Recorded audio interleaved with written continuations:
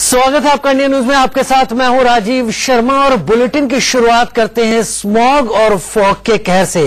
पहला दिन है हफ्ते का, लोग अपने काम पर निकलने को तैयार हैं। ठंड भी है इस वक्त और आपको भी महसूस हो रही होगी। स्मॉग और फॉग से हालात किस कदर बिगड़ गए हैं, 3 तस्वीरों के जरिए हम आपको बता रहे हैं।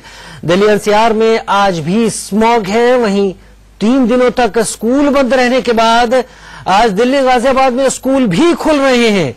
दिल्ली सरकार वहीं एनजीटी से ऑड इवन फॉर्मूले को लेकर अपील करने जा रही है। ऑड इवन फॉर्मूले के तहत एनजीटी ने किसी भी तरह की छूट देने से इनकार कर दिया था, वरना आज से ऑड इवन फॉर्मूला अमल में आ जाता। लेकिन अब दिल्ली सरकार को एनजीटी को अपील करनी पड़ रही। तो 3 तस्वीरें दिल्ली और एनसीआर के हाल आप तक पहुंचा रही हैं।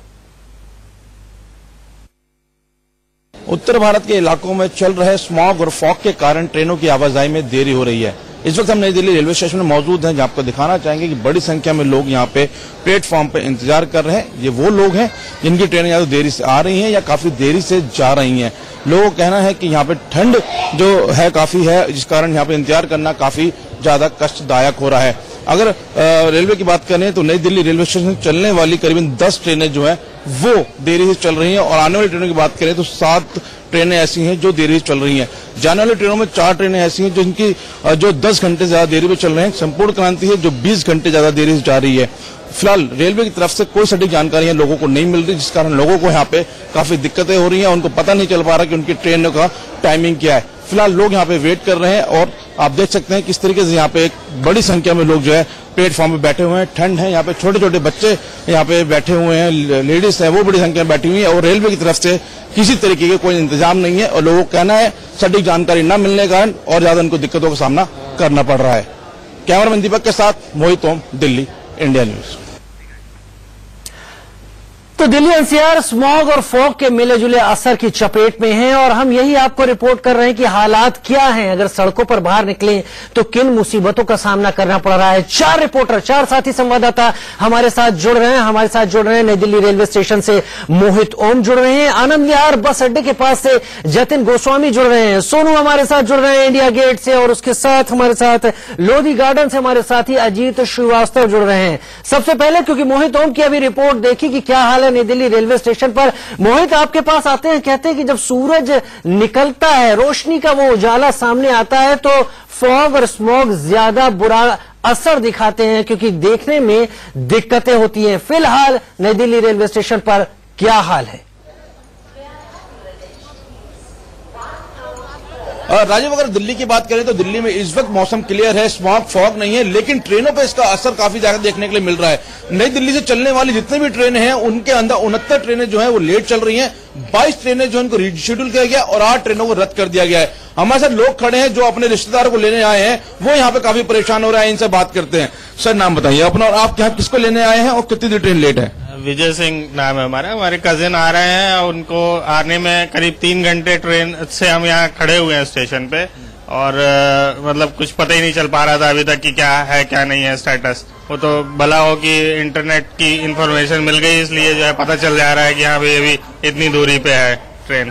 पर सिस्टम बड़ा मतलब समझ में नहीं आ रहा है कि एक तरफ तो हम बुलेट ट्रेन की बात करते हैं, दूसरी तरफ मूलभूत जो सुविधाएं वही नहीं मिल पा रही। अभी हाल ही में हम बिहार से लौटे थे तो 8 घंटा पूरी ट्रेन हमारी लेट थी। अब सोचिए कि 8 घंटे का प्री शेड्यूल करके आदमी कैसे चलेगा। भाई आप सोच करके चलते हैं, चलो भाई 1 घंटा लेट हो जाएगी, 2 घंटा लेट हो जाएगी, आपका पूरा दिन जो है वो जर्नी में ही चला जा रहा है। राजीव, जिस तरीके से लोगों को समस्या आ रही है, अपने लोगों जो लोग आ रहे हैं उनको लेने के रिसीव करने के लिए आए हैं। एक शख्स और खड़े हैं यहाँ पे, ये स्टूडेंट है और इनकी ट्रेन करीबन 20 घंटे लेट चल रही है। आइए इनसे बात करते हैं। आप कब स्टेशन है और आपको कब पता लगा कि आपकी ट्रेन 20 घंटे लेट पे? Hi. Actually, the train was scheduled like 5:25. हाँ, 5:25 yesterday scheduled time था 5:25 का. But अभी मुझे इंटरनेट के थ्रू और यहाँ पे भी थ्रू मुझे पता चला कि भाई ट्रेन सुबह 7:30 बजे जाएगी। फिर again I got to know कि भाई ट्रेन जाएगी सुबह 11:30 बजे। तो आप ये सोचिए कि बहुत सारे काम है मेरे होम टाउन में, I have to do so many things. But मैं यहाँ पे मैं स्टक हूँ नई दिल्ली रेलवे स्टेशन। यकीन मोहित, और शायद यही एक समस्या है जो इस यात्री की तरफ से सामने निकल कर आ रही है। तमाम चीजों के बाद यही दिक्कत है कि ट्रेन लेट हो रही है, तो कितनी ट्रेन लेट हो रही है। हालात हमने देखे, अपने लोगों से बात की। हम चलते हैं हमारी साथी शिरीन के पास। शिरीन, बताइए कि क्या हाल है नई दिल्ली रेलवे स्टेशन से जो निकलने आने वाली ट्रेनों का। बिल्कुल राजीव, जिस तरीके से स्मॉग और फॉग का कहर आपकी और हमारी सेहत पर पड़ रहा है, उसका असर ट्रेनों की आवाजाही पर भी है। और दर्शकों को बता देते हैं कि ट्रेनों की आवाजाही किस तरीके से प्रभावित हुई है और कौन कौन सी वो ट्रेनें हैं जो लेट हैं। आप देख सकते हैं कि पटना नई दिल्ली राजधानी एक्सप्रेस 30 मिनट की देरी से चल रही है, 30 मिनट लेट है। पूर्वोत्तर क्रांति एक्सप्रेस 10 घंटे लेट है। वहीं नई दिल्ली पाटन पटना संपूर्ण क्रांति 20 घंटे देरी से चल रही है। तो ये हाल है ट्रेनों की आवाजाही का। कुछ और ट्रेनों की अगर हम बात करें, तूफान एक्सप्रेस 12 घंटे देरी से चल रही है। पंजाब मेल 2 घंटा लेट है। मालवा एक्सप्रेस 2 घंटा लेट है। तो ये तमाम ट्रेनें हैं जो देरी से चल रही हैं राजीव, और इसकी वजह से यात्रियों को बेहद परेशानी का सामना करना पड़ रहा है। यकीनन शिरीन, अगर इतना ज्यादा ट्रेन देरी से चलेंगी तो यात्रियों को परेशानी का सामना करना ही पड़ेगा, और वो हम देख भी पा रहे हैं। हमारे साथ हमारे कई साथी संवाददाता इस वक्त भी जुड़े हुए हैं। हमारे साथ अजीत जुड़े हुए हैं लोधी गार्डन से, और हमारे साथ जुड़े हुए हैं सोनू इंडिया गेट से, और हमारे साथ में जुड़े हुए जतिन गोस्वामी आनंद विहार से। हम अभी चलते हैं जतिन के पास। जतिन, आनंद विहार वो जगह है जहां पर 2 राज्यों की बसें आती हैं। इस पर काफी सवाल हुए थे, काफी बातें हुई थी कि उत्तर प्रदेश से आने वाली बसों को उनकी हदों में रोक दिया जाए, जिससे आनंद विहार को सेफ घोषित किया जा सके। आप कई बार आनंद विहार से रिपोर्ट कर चुके हैं, क्या हालात में फर्क आप महसूस कर पा रहे हैं?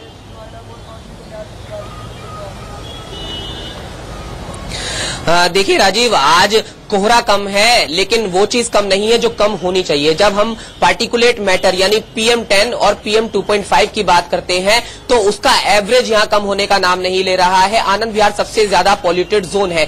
तस्वीरें मैं आपको साथ में दिखा दूं कि आज कुछ जो विजिबिलिटी है वो कुछ हद तक ठीक हुई है, लेकिन मेरे एक तरफ गाजियाबाद है, कौशाम्बी का बस डिपो है, और दूसरी तरफ अंतर्राज्यीय बस अड्डा है आनंद विहार का। और जो यूपी से बसें आती हैं डीजल की, उनमें मानक पूरे नहीं पाए गए थे, और यही वजह है कि EPCA ने भी कहा था कि उन बसों को यहां आने से रोका जाएगा। एक और अहम बात यह है कि जो एयर क्वालिटी इंडेक्स है उसमें अगर एवरेज की बात करें तो आनंद विहार में वो सुबह के वक्त 649 दिखा रहा है, लेकिन गाजियाबाद जो इसे सटा हुआ है वहां पर 675 दिखा रहा है। और यही वजह है कि गाजियाबाद को लेकर कई बार सवाल उठे, उत्तर प्रदेश से आने वाली बसों को लेकर सवाल उठे कि वहां पर प्रदूषण ज्यादा है।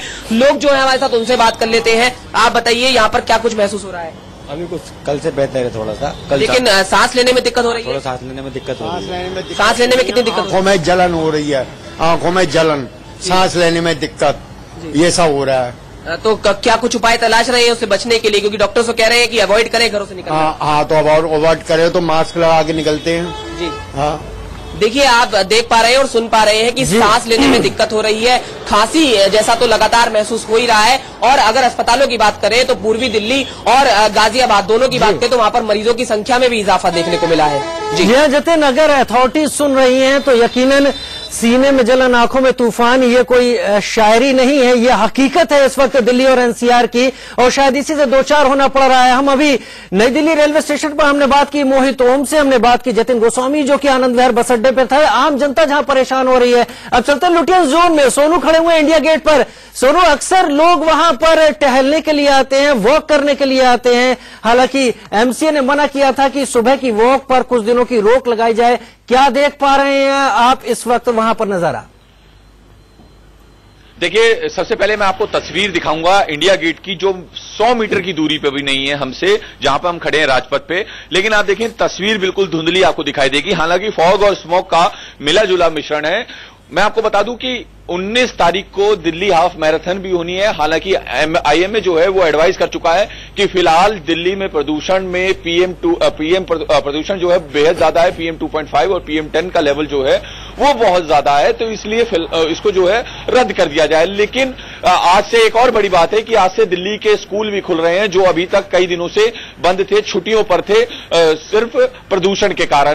तो लोगों को राहत नहीं मिलती दिख रही। परसों शाम को मैंने तस्वीर देखी कि तकरीबन 4 बजे के बाद से जो है दोबारा स्मॉग दिल्ली में। जी हाँ सोनू, और वो हालात दिखाई पड़ रहे हैं। ये फॉग का असर है, स्मॉग का असर है। एक्सपर्ट भी इस पर बटे हुए हैं, लेकिन स्थिति इस वक्त उतनी ठीक नहीं जितनी होनी चाहिए थी। अजीत श्रीवास्तव हमारे साथ जुड़े हुए हैं लोधी गार्डन से। अजीत, बहुत ही नामचीन जगह है, लोग लोधी गार्डन के बारे में जरूर जानते हैं, और यहाँ पर अक्सर काफी लोग टहलने आते हैं। आसपास पॉश इलाका है, बिजनेस कम्युनिटी है। क्या देख पा रहे हैं? कोई आपके साथ है तो उससे बात करें।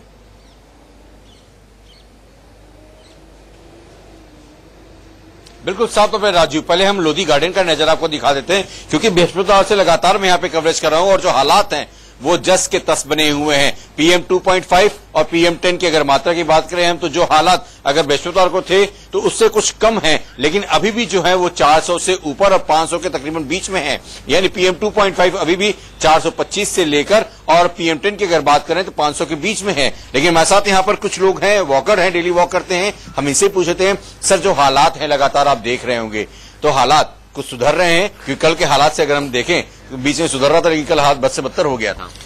हालात तो खराब हैं, लेकिन फिर भी मैं ये कहूंगा कि कितने दिनों तक आप घर पे रहोगे? कोई भी एक्टिविटी ना करना भी हेल्थ के लिए खराब है।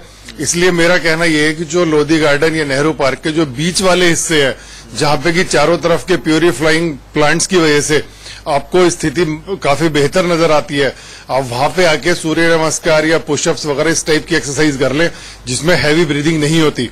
बिल्कुल भी एक्सरसाइज ना करने से भी जो भी पार्टिकल हमारे शरीर के अंदर जाएंगे वो पार्टिकल शरीर से बाहर नहीं निकलेंगे। आपने प्लांट की बात की, प्लांट से क्या लगता है कि प्लांट लगाने से भी पोल्यूशन कम होता है? प्लांट लगाने से पोल्यूशन काफी कम होता है, लेकिन डीजल की गाड़ियां दिल्ली में इतनी ज्यादा हैं कि उन डीजल की गाड़ियों की वजह से उन प्लांट्स का जो असर खत्म हो जाता है। लेकिन लोधी गार्डन वगैरह में क्योंकि बहुत बड़ा एरिया है, 100 एकड़ का एरिया है, तो यहाँ पे बीच के इलाके में आपको हवा काफी अच्छी नजर आती है। प्लांट खूब लगाएं, लेकिन जो जब तक डीजल की गाड़ियां बंद नहीं होंगी तब तक दिल्ली के हालत ऐसे ही रहेंगे। डीजल की गाड़ियां बंद होंगी, अब तो बच्चों के स्कूल भी खुल गए मैम, क्या लग रहा है स्कूल खोलने चाहिए? गुड़गांव में तो स्कूल बंद कर दिए गए, लेकिन दिल्ली में स्कूल खुल गए हैं, बच्चे छोटे मोटे भी आ रहे हैं, तो लगता है कि इस मौसम में बच्चों को स्कूल भेजना सही रहेगा या नहीं? मेरे ख्याल से क्लासरूम में तो बच्चे एंजॉय करते हैं अपने फ्रेंड्स के साथ and they miss their classmates, so better to go to school and attend the schools. तो यहाँ पे साथ में राजीव जी, राजीव अजीत एक छोटा सा जवाब दे दीजिए। सरकार आप देखते रहे हैं, सरकार आज एनजीटी में क्या कहने वाली है? बहुत छोटा सा।